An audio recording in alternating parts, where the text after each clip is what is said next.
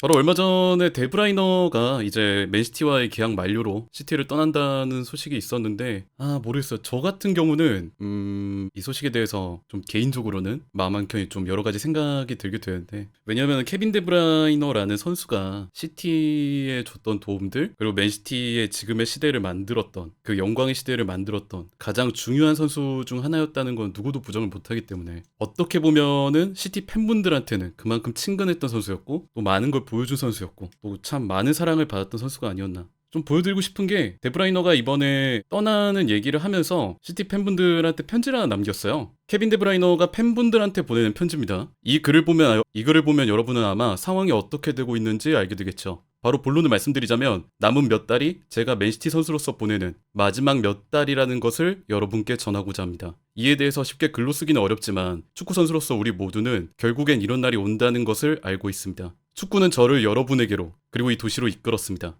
꿈을 쫓고 있었지만 이 시기가 내 모든 인생을 바꿀 것이라고는 몰랐습니다. 이 도시, 이 클럽, 이 사람들, 이들은 나에게 모든 것을 줬습니다. 그래서 나는 모든 것을 돌려주는 것밖에 선택지가 없었습니다. 그리고는 무슨 일이 일어났는지 아시나요? 우리는 모든 것을 이겨냈습니다. 우리가 좋든 싫든 이제 작별 인사를 할 시간입니다. 수리, 로메, 메이슨, 미셸, 그리고 저는 이곳이 우리 가족에게 어떤 의미였는지 기쁘게 여깁니다. 맨체스터는 영원히 우리 아이들의 여권에 남을 것이며, 더 중요한 건 우리 가족의 마음속에 남을 겁니다. 이곳은 항상 우리의 집이 될 겁니다. 이 10년의 여정에 대해 도시, 클럽, 직원, 팀원, 가족에게 도저히 감사의 말을 충분히 전할 수가 없습니다. 모든 이야기엔 끝이 있기 마련입니다. 하지만 이건 분명 최고의 챕터였습니다. 이 마지막 순간을 함께 즐겨봅시다. 많이 사랑해요. 케빈 데브라이너. 참, 나도 좀 목이 메이네.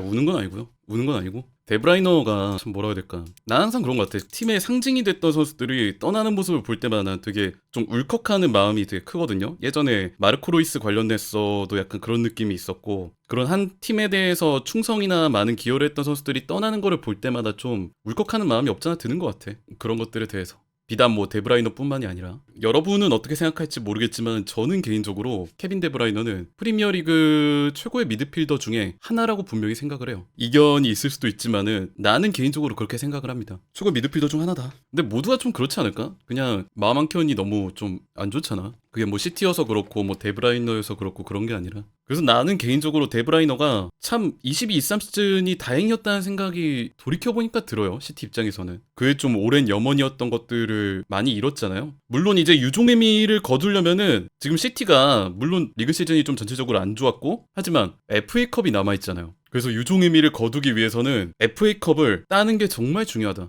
다음은 누가 이어받느냐고? 근데 제일 유력한 거는 말씀하셨지만 비르츠 아닐까? 전에 한번 얘기했지만 데브라이너, 물론 이제 최근에는 몇 년간은 폼이 좀 많이 내려오긴 했지만, 데브라이너의 전성기를 대체할 수 있는 선수는 전 없다고 봐요. 네. 전성기의 데브라이너가 보여줬던 그 플레이를 보여줄 수 있는 선수는 제가 볼 때는 없어요. 아무리 비르츠가 온다 해도. 그 비르츠가 온다고 하면 그 데브라이너의 빈자리를 좀 채워줄 수 있을 거라는 기대 때문에 이제 시티가 기대를 하는 거지, 데브라이너처럼 데브라이너를 완벽히 대체, 이런 표현은 저는 말도 안 된다고 생각하거든요. 아무리 비르츠라도. 근데 나는 데브라이너가 참 여러 가지 측면에서 시티에 도움을 많이 줬던 선수라고 생각을 하거든요. 예를 들자면 데브라이너가 시티에 오고 나서 정말 여러 가지 롤들을 수행을 해줬어요. 지난 몇 년 동안. 보신 분들 아시겠지만 측면에서 기여하는 것도 있었고요. 그리고 가운데, 중원, 심지어 세컨톱 자리, 원톱 공격수 바로 뒤에서 골문을 직접적으로 타격하는 그런 역할도 맡았었고, 아니면 좋은 볼 컨트롤과 시야를 바탕으로 하는 완벽한 프리롤, 과르디올라의 축구 자체를 완벽하게 이해하고 있었던 선수였기 때문에 그냥 경기 자체를 운영하는 역할도 충분히 수행을 했었죠. 물론 이제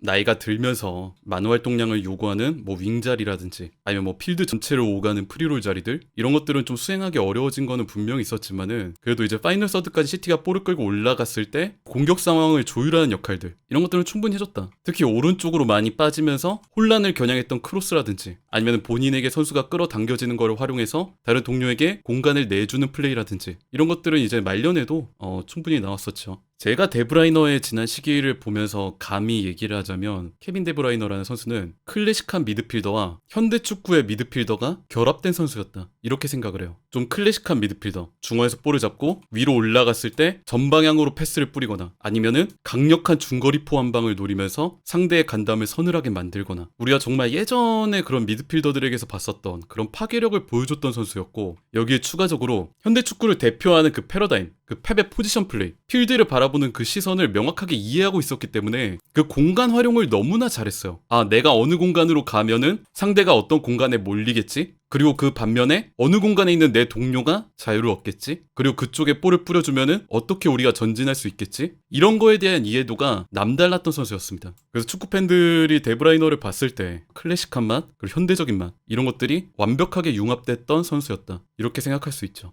그리고 뭐 지난 얘기인데 혹시 덕배의 꿈이라는 인터넷 글 아시나요? 나는 그거 보고서 예전에는 그냥 웃겼거든? 예전에는 그냥 웃겼는데 지금 보니까 좀 짜네. 덕배의 꿈이라고 아세요? 볼 수 있나? 이거 진짜 명문임. 해외 축구계에는 전설과 같은 이야기가 있다. 패스를 하다 보면 언젠가 무조건 골을 넣어주는 영혼의 단짝 공격수를 만날지도 모른다는, 그리고 그와 함께하면 유럽 전장을 호령하고 챔피언스 리그 우승을 차지할 수 있다는 전설. 베컴, 스콜스, 솔샤르는 요크, 콜을 만나 그 꿈을 이뤘다고 했고, 사비, 이니에스타는 메시를 만나 꿈을 이뤘다고 했고, 모드리치, 토니 크로스는 벤제마를 만나 꿈을 이뤘다고 했다. 그리고 100년이 지나 그 꿈을 꾸는 또 한 명의 사나이가 있었다. 내 이름은 김덕배. 내 꿈은 챔피언스 리그 우승이다. 언젠간 나도 그런 공격수를 만날 수 있겠. 뭐해 임마, 패스 안 주고. 당신은 메시의 절친이자 마라도나의 전사위 아게로? 당신이 설마 나의 영혼의 파트너? 좋아, 간다! 받아라! 간다! 아니 이걸 왜 놓쳐? 죄송. 패스가 좀 약했다. 지 슈팅이 셌으면서 한다. 덕배! 패스! 당신은 잉글랜드의 신성 제2의 존 반스?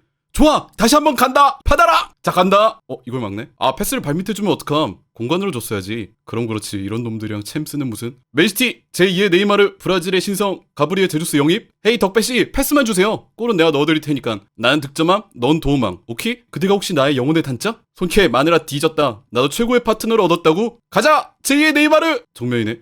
패스를 그렇게 세게 주면 어떡함? 내 인생이 그러면 그렇지. 그런 전설 따윈 믿는 게 아니었어. 에이 브로, 왜 이렇게 시무룩해 있어? 실바 선배님도 그 전설 들어보신 적 있죠? 있지. 나도 그걸 듣고 꿈을 키웠고 한때는 그 파트너를 만난 줄 알았어. 세르히오 아구에로. 하지만 그는 전설의 공격수가 아니었어. 아니, 어쩌면 내가 그 자격이 될 수 없는 패서였을지도. 자괴감을 느껴요. 이런.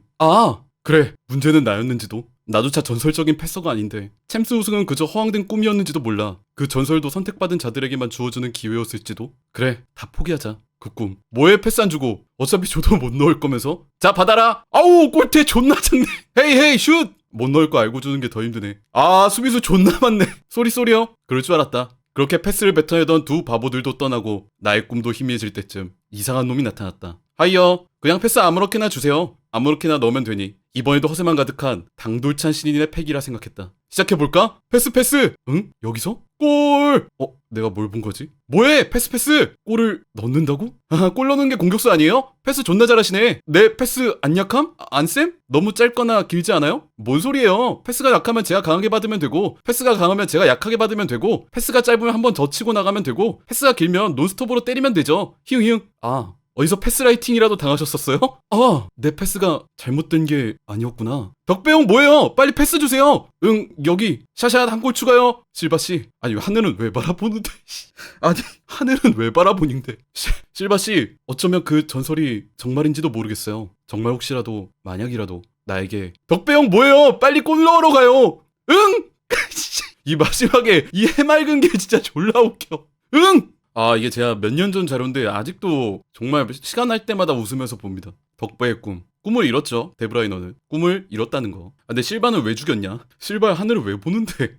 데브라이너 얘기를 제가 마지막 이거 덕배의 꿈 보여드린 거는 너무 슬픈 분위기로 안 가려고 좀 웃자고 얘기를 한 거고요. 정말 그가 시티에 보여줬던, 그리고 헌신했던 그런 것들은 잊지 못할 거고, 앞으로 어딜 가든 간에 행복한 삶, 더 할 수 있다면 더 행복한 축구 인생, 이런 것들을 계속했으면 좋겠습니다. 저한테도 이제 축구 팬으로서의 삶에서 큰 비중을 차지했던 선수고, 앞으로도 행복한 그런 일들만 가득하기를 바라보겠습니다. 님들도 저거 생각나면 한번 보세요. 저거 명작입니다.